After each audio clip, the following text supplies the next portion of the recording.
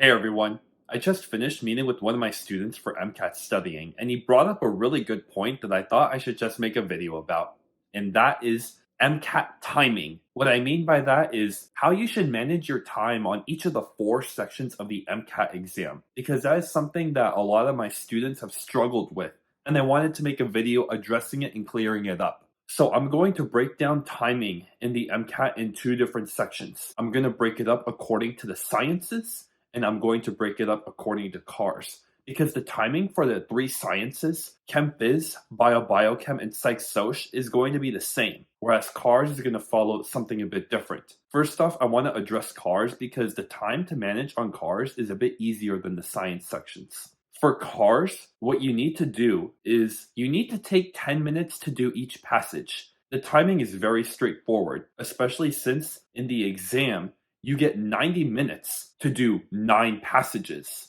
So therefore, 90 divided by 9, it makes 10 minutes per passage. You should take roughly that much time to complete each passage. I will say that for passages that are 7 questions long, it's okay for you to take 10.5 minutes, whereas passages that are 5 questions long, it's okay for you to take 9.5 minutes. But passages that are 6 questions long, you strictly should take 10 minutes per passage. And that should give you an average of 10 minutes per passage for CARS in every single passage until the very end of the test. Now for the science sections, it's a bit trickier to manage because you are given 95 minutes to complete 59 questions.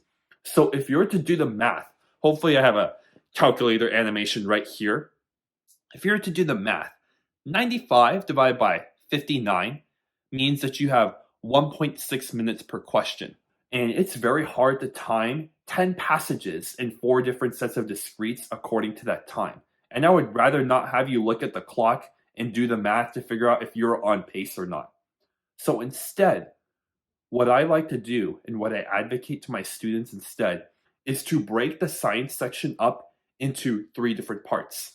Break it up by 20 questions.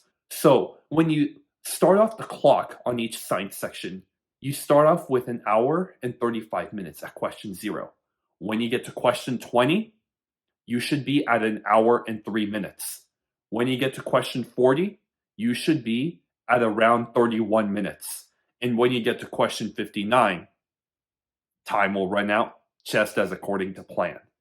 I purposely divvy up the exam into thirds because when you have a checkpoint at 1/3 of the exam, you can approximate and estimate how much time it will take you to complete 1/3 of the exam, rather than just be like, okay, I'm going to wing it for the whole thing. That is not a good approach when it comes to timing on the sciences. That's what I personally did on test day, and I found out that timing went very smooth for my 517 test experience. If you're interested in having particular study sheets for timing, I will link them down in the description under the condition that this video ends up getting 50 likes. You got to do it, guys. Come on. I know you can do it. Over time, my other MCAT video got 81 likes. This video can get to 50 likes, and I would be happy to share that information with you condensed in a sheet below. In the meantime, take care, see you later, and happy studying.